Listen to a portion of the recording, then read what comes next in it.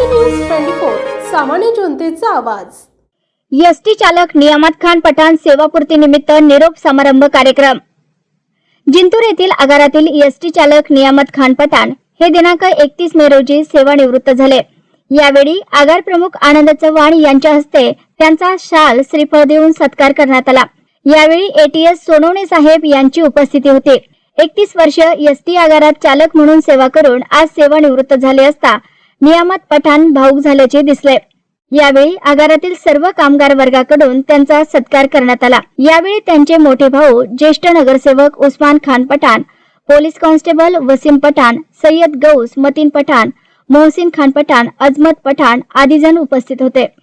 तर बोले तैसा चाले त्याचे वंदवी पावले आणि कणखर असा आवाज असणारे आमचे नियामत भाई गेटवर असले तरी आम्हाला इथे कळत आहे की नियामत भाई आले।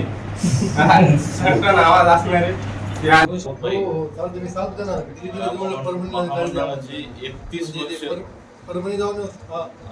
सेवा करून सेवानिवृत्त त्यानिमित्तानं आपण त्यांचं आता छोट्या घरी ऑफिस घेऊन टाकतो ना तोपर्यंत ज्या वेळेस माणूस म्हणजे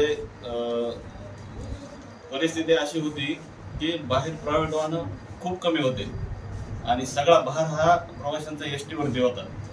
त्यावेळेस ह्या लोकांनी म्हणजे काय म्हणून आपण त्याला आपलं फाउंडेशन पक्क करायचं काम ह्या लोकांनी केलेलं आहे आणि त्याच्यावरती आता हे आपला सगळा गाडा व्यवस्थित चालला। ह्या जुन्या लोकांनी आपण पूर्वीपासून बोलतो की जुने लोक होते चांगले होते असं तसं आपण म्हणत असतो, पण खरंच ह्या लोकांनी महामंडळाची खडतर परिस्थितीतून आहे त्या परिस्थितीत सगळ्या गोष्टी स्वीकारून आणि विशेष म्हणजे कमी पगारात ह्या लोकांनी महामंडळाची सेवा देऊन महामंडळ आपण पहिलं म्हणत होतो की आशिया खंडात महामंडळ आपला नंबर 1 आहे।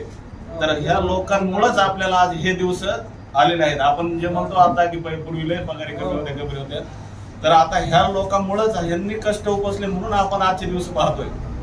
खरंच ह्या लोकांचे जे जुने लोक आहेत त्यांची खरंच म्हणजे कष्टाची तयारी होती।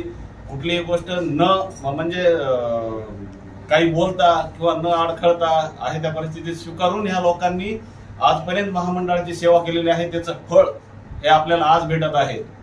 तरी नियामत भाई तुम्ही जी सेवा केलेली 31 वर्ष त्याबद्दल तुमचंही मी अभिनंदन मारण्यापेक्षा कौतुक करेल जुन्या लोकांचं की आज आपण जे पाहतोय ते सगळं जुन्या लोकांमुळेच आहे। तर इथून पुढचं आयुष्य तुम्हाला दीर्घ आयुष्य लावो अशी मी प्रभू वैद्यनाथाला चर्चा करतो।